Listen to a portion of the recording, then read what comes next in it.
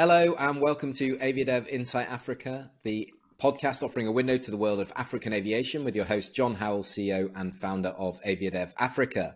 Today, we are taking a leap into the future as we attempt to understand the opportunity offered to African aviation from new technologies, specifically e-flight.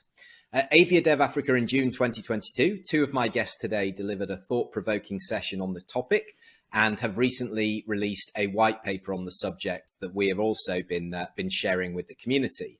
I actually have three guests today from Netherlands Airport Consultants, or NARCO as they're affectionately known. We have Christine Driessen, who's joining us from the Netherlands, whilst Lindo Schumer and Marcel Langeslag are joining us from Johannesburg. Together, the team work on airport projects across the globe, but I think it's fair to say that Africa holds a very special place for each of them. So welcome to the podcast team. Thank you. Thanks very much. Thank you. Good to be back.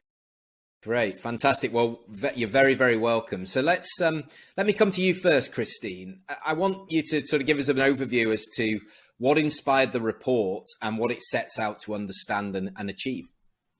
Yes, sure. So I think for us, it all started with the Dutch Ministry of Infrastructure and Water that came to us about 2 years ago, asking what would happen if we start to fly electric? What does it mean for the ground infrastructure, for the airports? Could you help us find this out?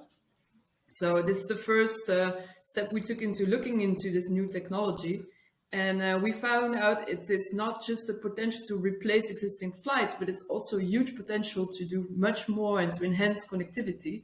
So we wanted to take up this use case that we had for the Netherlands and see what it could do for the African continent. That's very, very cool. And it's great that it's been Africanized as a concept. And we see that quite often when it comes to solutions that are talked about in a global context, that everything needs to be put into the environment that it would be operating in. So Marcel, let me come to you. Obviously, aviation as a industry has set really ambitious targets. Some would argue more ambitious than other modes of transport. And we're not here to debate who's most ambitious, who's doing the most, but we do know there's a lot of effort and a lot of investment being put into sustainability. Can you outline some of the key technologies that are available to drive the change that we need to see and sort of where we're up to currently? Yeah, sure. A lot of aviation entities, airports, airlines, but also other companies have committed indeed to net zero targets in some form or another at some certain timeline. And that is quite ambitious for an industry that's known to be emitting quite a few greenhouse gases. It is interesting to note that 90 or more than 90% of all emissions from aviation actually come from aircraft operations, aircraft burning jet fuel. So only a very small proportion of the emissions come from what happens on the ground. So that's not to say that we shouldn't look at what's happening on the ground or shouldn't be looking at greening or making airports more sustainable. But if we really want to make an impact, it's the flight operations that we have to look at. And there's three major technologies that are being investigated or that are looked at to achieve these targets. Some are being trialed, some are still being developed, others are being scaled up. There's a lot happening, so it's actually really exciting to look into what's going on there. The three key technologies are sustainable aviation fuel, hydrogen-powered aircraft, and electrically powered aircraft, or e-flight. So various OEMs, aircraft manufacturers are working on these, both the big established OEMs, but also smaller startup companies. Airlines are buying into it, leasing companies are buying into it, placing orders for all these different new aircraft coming out.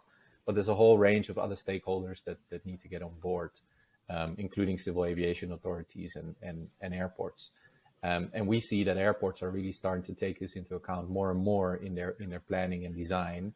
And some are further than others. And there are some countries in the world, particularly Sweden, but also the Netherlands is quite well developed in this regard, that are really trying to pioneer this, and Norway is another example where e-flight in particular is really forging ahead quite fast. Yeah, so Lindo, let me come to you. Why focus on electrified aircraft with this rather than SAF or hydrogen power? Because we talk about those kind of three different modes of propulsion.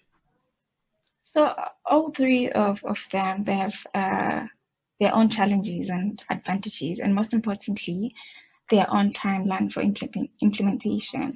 Hydrogen perhaps still requires a few years out, and this is because it requires major infrastructure development for production, storage, and distribution, and that's really big work. But it offers potential for large aircraft and long range. And SAF, on the other hand, it is still in its early days with very high demand and quite lower supply, which basically pushes the prices quite higher.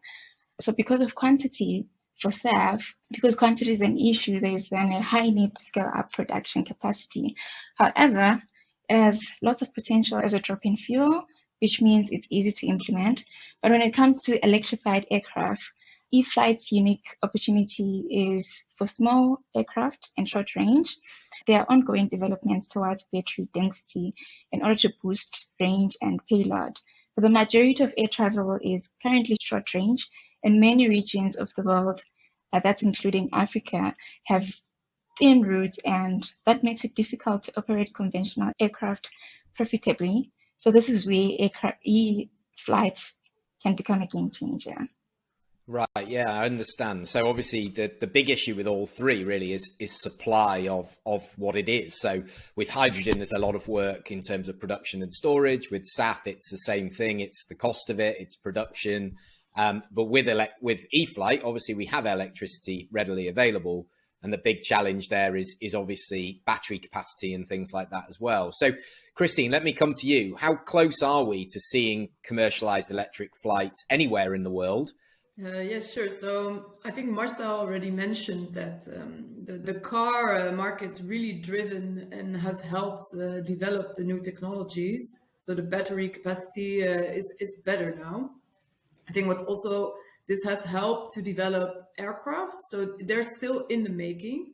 There's one that already flies. It's not a commercial aircraft, but it's an aircraft for private use. It's called the Pipistrel Velis Electro. It has only 2 seats and it can fly not even an hour. But I think it proves the concept works, and it's already in the air. And it's also used now to train pilots, which shows that it's also helping to go towards this new technology and to prepare for it. If we look at this it's a really dynamic sector. It's really changing fast. So just 2 weeks ago, actually, Heart Aerospace, which is one of the manufacturers, they announced that they want to be able to keep the range, but still increase the seat capacity. As Lindo said, it's really short range, small sized aircraft. But you see, there is this demand also for a bit larger aircraft. So what they have decided to do is to have SAF, sustainable aviation fuels, as a reserve.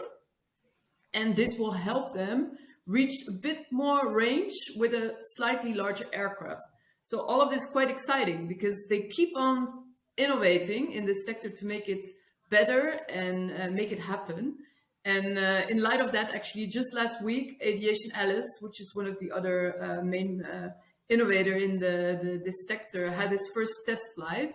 Aviation Alice will have 9 seats in the aircraft, and they want to have a range of around 400 kilometers.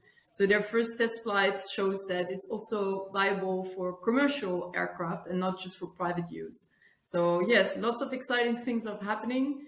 And I think if we look at when we will be able to fly in such an aircraft, we would have to wait 4 to 5 years from now. So it's time now to get ready for it, I would say, and start discussing it to make sure that we're ready once it's on the market. Yeah, so it's a bit of a race now. We were just talking before we started recording about how far we've come in the last 5 years when it was first kind of introduced as even a concept.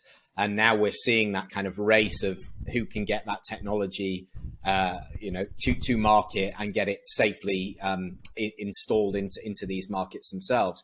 So talk to us, Lindo, about some of the barriers that are holding back implementation. Why do we not have it right now? Well, safety is of high concern when it comes to aviation. So things need to be proven and standardized. There's quite a lot of work that needs to be done on creating an enabling environment.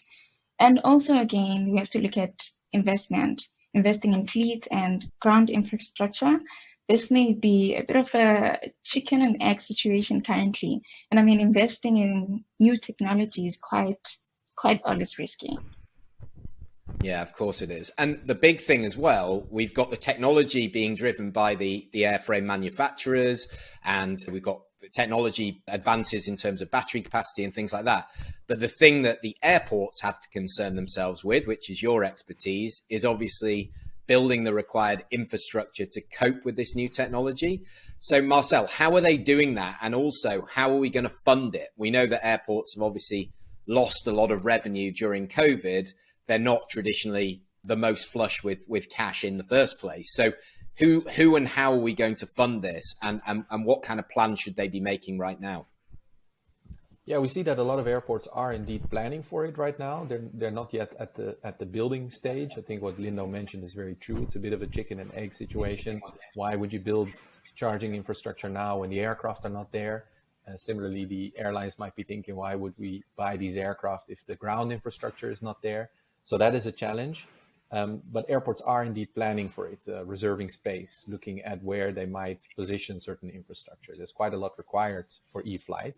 You need to obviously have a reliable electricity supply, and that's very different in different countries. I mean, sitting in South Africa, we all know about load shedding. I mean, you couldn't run an airline if you have to depend on your power supply, and there's potential for load shedding that would disrupt your schedule. So a secure power supply at an airport is very important. And for it to be sustainable, it has to be renewable energy supply. So that means there are investment opportunities for renewable energy generation and storage and distribution at airports. And airports obviously don't have to do this alone. These new technologies, they also offer a whole range of new business models that can be applied.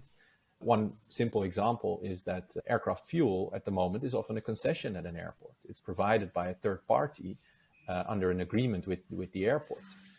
Similar things could be done for SAF, for hydrogen, but also for electricity for e-flight. So private participation in these developments and collaboration between airports and other entities in the area, I think those are the ways that this infrastructure can be funded. It's not going to be airports doing it by themselves. They can't just expect the airlines to invest in it. So it has to be done jointly with different parties, and private capital can play a big role. We also know that private capital is very interested in funding renewable energy and funding sustainable mobility solutions. So there are huge opportunities there, I think. Yeah, definitely. So, Lindo, for me, this is the most exciting part of the research, because we've set the ground, we've talked about where we're at and what's required. But from your research, what sort of connectivity could this actually provide in the African region, and what would it mean for those communities? So significantly lower cost of operation of e-flight makes the routes quite very possible. E-flight enables connecting small airports to main hubs, which is the conventional hub and spoke model, or small airports directly to each other, which is the point-to-point connectivity. So through this technology, it will be possible to increase the frequencies on existing routes by replacing relatively light conventional aircraft with small aircraft. This introduces flexibility in the availability of flights, which is a huge benefit for travelers. And again, e-flight also presents the possibility of developing new routes, creating a new network of connectivity that will benefit those destinations and communities. Yeah, so that's really clear that there's a huge benefit, but as Marcel pointed out, there's a lot of hurdles to jump over, and you mentioned that as well, Christine. So, Christine, how do we make it come true? Is it simply we need collaboration and we need lots of cash to make this a possibility? No, it's not just that. I think the first step is just to get people excited, to tell them about this. And this is exactly what we're doing now. So I think this is a great first step towards it. Create awareness, explain also what it means. I think a lot of people don't realize that e-flight is not just a new way of transport. It's a sustainable way of transport, but it's also a more affordable way of transport when compared to its conventional counterpart. So flying electric means you can fly what you're flying right now, but for way more low operating costs, which means connectivity could be more affordable. So we are not only creating new, but also affordable connectivity. And I think that's a very important message to get started with. And then after, I would say collaboration is key. Work together. there are many different stakeholders and they all need to come together. Each need to do its part. Otherwise, it will stay the chicken and egg situation where the airport says, yes, I don't need to do anything until an airline comes to me with an electric aircraft. And the airline says, yes, but I'm waiting for the manufacturer. So I don't think this is the way to approach it. I think we all need to communicate, talk together, exchange about the challenges we see and try to fix those together. And yes, if we do that, I think we can make this transition happen. So I'm very excited that we're still in the first phases, but very excited for the next steps that are coming ahead. Yeah, and I remember when we first had the conversation ahead of AviaDev, and Marcel told me you guys were doing this research, and I was super excited because I was just like, this is so great to get ahead of it. And obviously, as I said at the beginning, to make it very Africa centric. So for everybody listening, there is a link in the show notes to take you to download the white paper, which accompanies the podcast. So make sure you download that, you have a good read, and you get in touch with the team if you want to know a little bit more about how they can assist you. So Marcel, if the listeners want to know a little bit more, where do they go? Who do they connect with? Well, I think they can find all of us on LinkedIn, and as you said, some links in the show notes. There's obviously the AviaDev YouTube channel with a nice presentation from the recent AviaDev conference. And yeah, just drop us a message, get in touch. We'd love to talk about it more. We really see this as a massive opportunity that's not just applicable for wealthy countries around the world. There's really huge opportunities for Africa and other emerging regions in the world. And we are looking for people to also collaborate with on taking this further. Like Christine is saying, we all need to talk about it and share the challenges and come up with solutions to it. So if anybody's interested in looking to take this forward, then please reach out and get in touch and let's have a conversation. Yeah, and I think maybe this is something for next year's AviaDev that we do an update as well. And we say, look, we're 1 year on. What's happened in the interim? And, what should we be excited about? Are we on track for the 4 to 5 years? I was very excited to see you put your head above the parapet there, Christine, with a timeline, because most people don't want to do that. So this is on record now. Absolutely. It's really, really exciting. And I would encourage all of my listeners to get on there, have a look at the white paper, connect with you guys as well. So thanks to all three of you for joining us today from all around. And as I say, we will be back for the next episode very, very soon. So if you did enjoy the podcast, or you think there's somebody in your network who would benefit from having a listen, be sure to hit the share button now, subscribe to the podcast so you don't miss another episode. And we'll be back to see you very soon. Thanks to all of you for joining us. Take care. Bye-bye.